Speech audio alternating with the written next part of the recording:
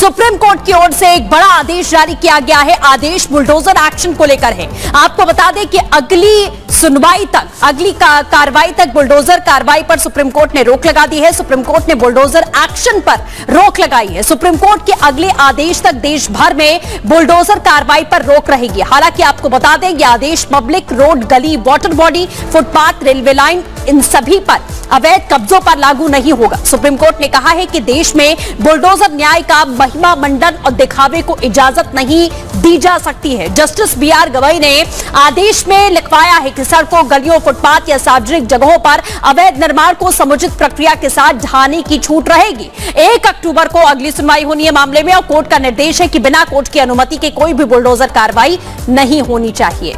तो सार्वजनिक अतिक्रमण पर आदेश नहीं, सुप्रीम कोर्ट ने जो बड़ी बातें कही हैं वो आपको बता रहे हैं। सुजाता सीधे सुप्रीम कोर्ट से हमारे साथ है। सुजाता, आप एक तरह से आदेश तो सुप्रीम कोर्ट ने दे दिया है और अपने आदेश में सख्ती भी दिखा दी है, लेकिन इस आदेश को पालन कराना, मानना, ये कितनी बड़ी चुनौती होगी?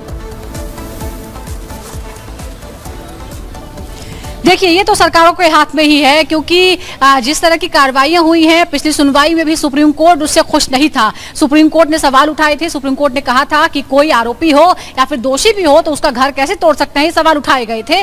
और आज फिर इस बात पर जोर दिया गया कि बुलडोजर की जो कार्रवाइयां हो रही हैं उसका महिमा मंडन करना ठीक नहीं है और इसीलिए अब अगली कार्रवाई तक, यानी अगली सुनवाई जो 1 अक्टूबर को है, तब तक इस तरह की कोई कार्रवाई नहीं होगी। हालांकि उसमें एक्सेप्शंस हैं, जो पब्लिक प्रॉपर्टी है, सार्वजनिक स्थल है, सड़क है, इस तरह के इंक्रोचमेंट पर यह कार्रवाई जारी रहेगी। लेकिन कोर्ट रूम में क्या हुआ और इस पर हम बात करते हैं। हमारे सहयोग अखिलेश हमारे साथ जुड़ गए हैं।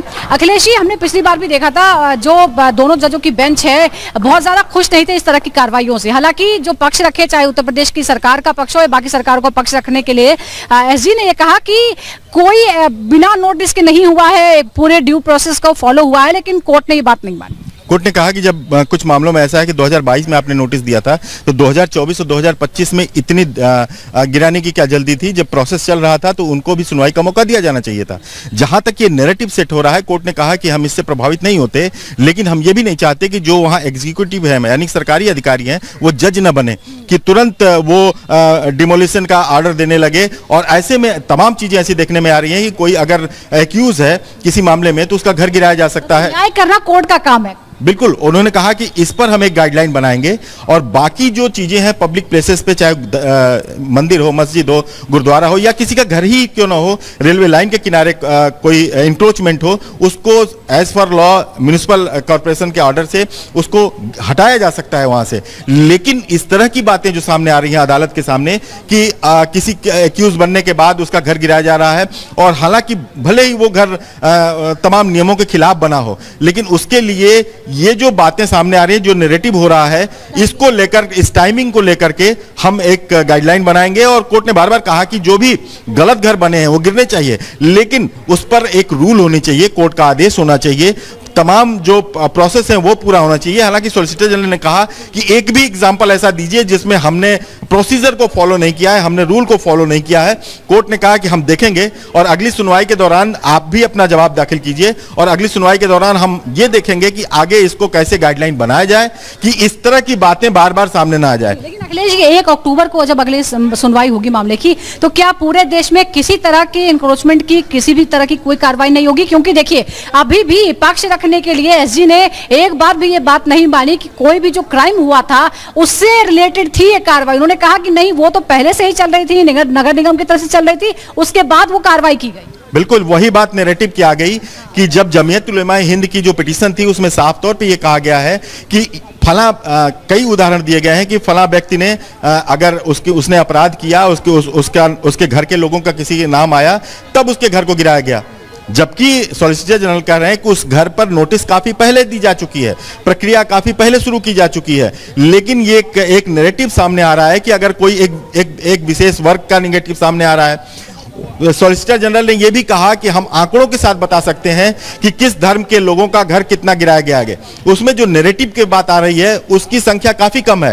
नैरेटिव की आपने बात की तो दर्शकों को बता दें कि कोर्ट ने साफ तौर पर कहा, जस्टिस गवई ने और जस्टिस विश्वनाथन ने यह कहा कि बाहर क्या चल रहा है, नैरेटिव चल रहा है, हमें उससे कोई मतलब नहीं है। हम यहाँ जो हमारे सामने फैक्ट है हम उसकी ही बात करेंगे। नैरेटिव क्या चलाया जा रहा है कि किसी विशेष समुदाय को टारगेट किया जा रहा है, ये नहीं। कोई भी अगर है उसको भी ड्यू प्रोसेस के तहत ही ऊपर कोई कार्रवाई हो सकती है। बिल्कुल, अगर गलत है तो ये म्युनिसिपल कॉर्पोरेशन उस पर कार्रवाई करेगा, लेकिन जो नैरेटिव है, जिस तरह के सवाल उठाए गए हैं, उसको सॉल्व करना सुप्रीम कोर्ट का काम है। और सुप्रीम कोर्ट ने कहा है कि हम इस तरह से जो तमाम सवाल आ रहे हैं सुप्रीम कोर्ट के सामने, तमाम बातें उठाई जा रही हैं, इसको लेकर एक गाइडलाइन बनाएंगे कि किस तरह से, अगर मान लीजिए किसी के घर में कोई एक्यूज भी है, बड़ा अपराध भी करता है, तो क्या उसको नोटिस दिया गया है, उसका घर कैसे गिराया जाएगा। इसको लेकर सुप्रीम कोर्ट ऐसी एक गाइडलाइन अगली सुनवाई के बाद तय करेगा कि ऐसा सवाल न उठे।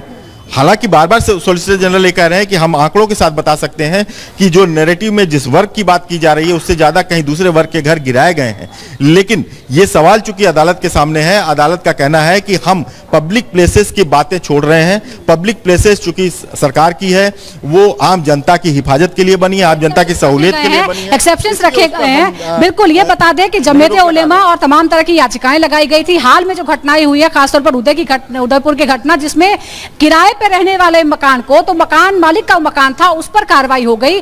तो इस तरह की बातें सामने आने के बाद सुप्रीम कोर्ट ने इस मामले को गंभीरता से लिया है।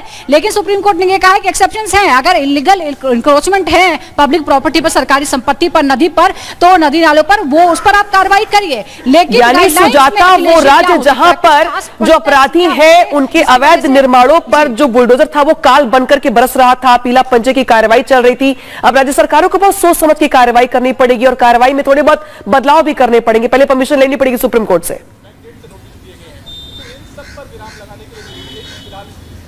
बिल्कुल, देखिए, कोर्ट ने यही तो कहा है कि एग्जीक्यूटिव यानी जो कार्यपालिका है उसका काम न्याय देना नहीं है। कि कोई अपराधी है और उसको क्या सजा मिलेगी ये कोर्ट तय करेगा, ये कोर्ट ही को तय करने दीजिए। और इसीलिए अब कोर्ट ने तमाम राज्य सरकारों के लिए कहा है कि हम एक नेशनल लेवल की एडवाइजरी जारी करेंगे, गाइडलाइंस जारी करेंगे। और गाइडलाइंस को लेकर ही हम बात कर रहे हैं। अखिलेश जी, वो गाइडलाइंस क्या हो सकती है?